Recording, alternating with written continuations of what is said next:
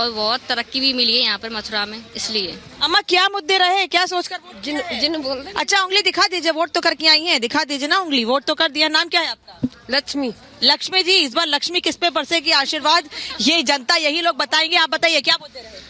मुद्दे तो सबसे बड़ा मुद्दे तो यही थे कि डेवलपमेंट सबसे बड़ा। तो मथुरा में नो डाउट मुद्दे बहुत अच्छे क्या कहते हैं, डेवलपमेंट बहुत अच्छा हुआ है, और जो हुआ है हम चाहते हैं कि इस तरीके से आगे भी चलता रहे, ऐसे आगे भी चलता रहे, विकास होता रहे। लोमस इस वक्त हमारे साथ जुड़े हैं। लोमस, कहाँ हैं आप और क्या कह रहे हैं वहाँ के लोग, क्या मुद्दे हैं वहाँ पर? बिल्कुल साफ तौर पे अनामिका, मैं आपको बता दूं कि मैं नोएडा में मौजूद हूं। मेरे साथ भारी तादाद में यहाँ पे महिला वोटर्स मौजूद हैं।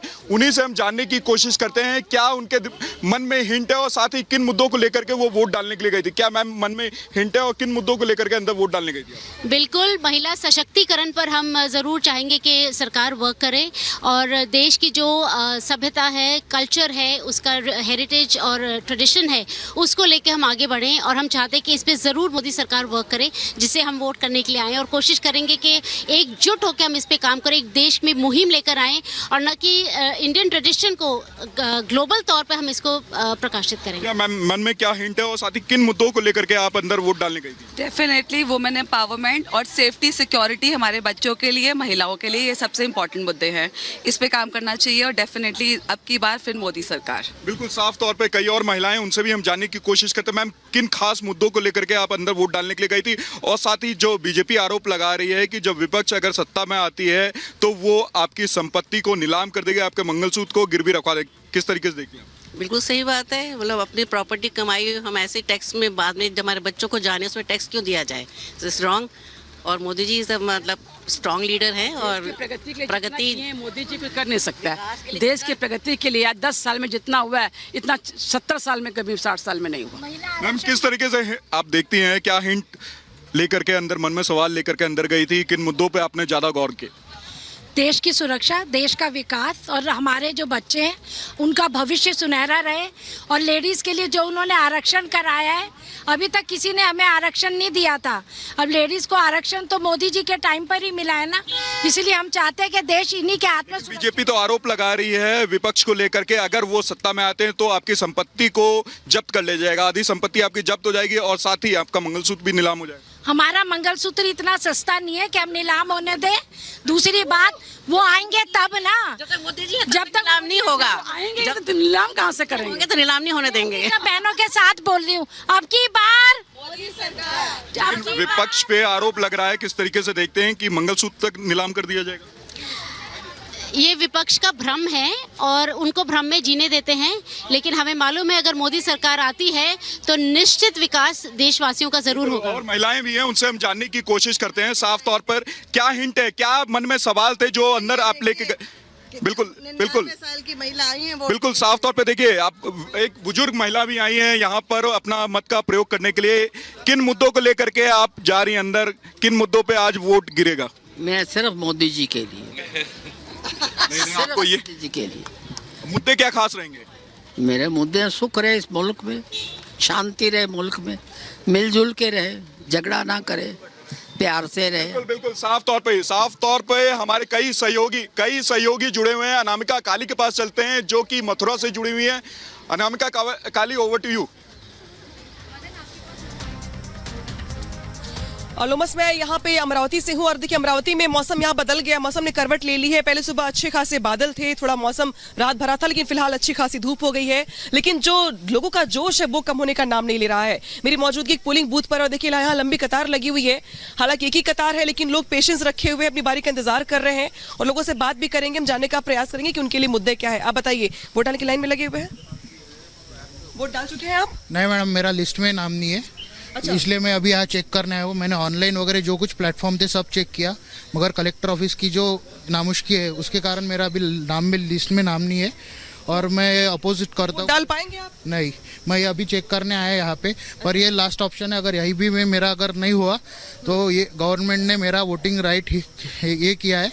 तो यानी कि कुछ देखिए जो वोटर्स हैं वो शिकायत भी कर रहे हैं इस बात की कि कुछ गड़बड़ी हुई है, ताकि जिसके चलते इनको दिक्कत हो रही है, वोट नहीं डाल पा रहे हैं। आप बताइए क्या मुद्दे हैं अमरावती के और क्या लगता है आपको कि बदलाव होगा इस बार या एक बार फिर से नवनीत राणा?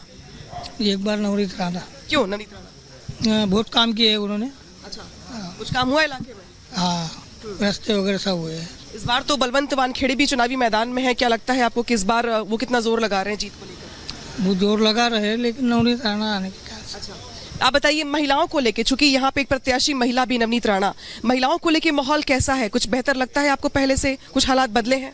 हालात बदले हैं, बहुत अच्छा काम कर रही है नवनीत राणा। महिलाओं के लिए स्पेशली पूछूं मैं आपको, महिलाओं के लिए कुछ काम हुआ है? हाँ, सब कुछ हो। आप बताइए, महिलाओं के लिए, चूंकि नवनीत राणा आपके इलाके में सांसद भी है, वर्तमान में प्रत्याशी भी है बीजेपी की ओर से, उनका पलड़ा कितना भारी लग रहा है आपको? कुछ काम किया गया उनकी तरफ से? बहुत काम किया उन्होंने 5 साल, और जमीन से रहे वो, हर एक के घर में गए, कुछ भी प्रोग्राम में बुलाओ, कभी बुलाए, और सब लोगों से मिलजुल के रहे, और 100% वो आएंगे, ऐसा मुझे पूरा विश्वास है। अच्छा, आप बताइए, रोजगार बड़ा मुद्दा है, बाकी इसके अलावा अलग अलग बहुत सारे मुद्दे और भी प्रभावी, आप बताइए लगता है कौन सा मुद्दा प्रभावी होगा, या मोदी फैक्टर भारी है? नहीं, रोजगार का ही सबसे बड़ा फैक्टर है उसमें, और जो ग्राउंड पे जो एक्चुअल वर्क होना चाहिए वो अगर ज्यादा होता है तो ही अच्छा रहता है। ठीक है, तो देखिए यहाँ पे जो महिला है उनके अपने मुद्दे हैं, जो पुरुष हैं जो रोजगार की बात कर रहे हैं, बाकी अन्य लोग भी हैं जो विकास की बात कर रहे हैं। सीधे रुक करते मथुरा से अनामिका पांडे का। अनामिका, बताएंगे आपको कि वहाँ पे क्या चल रहा है?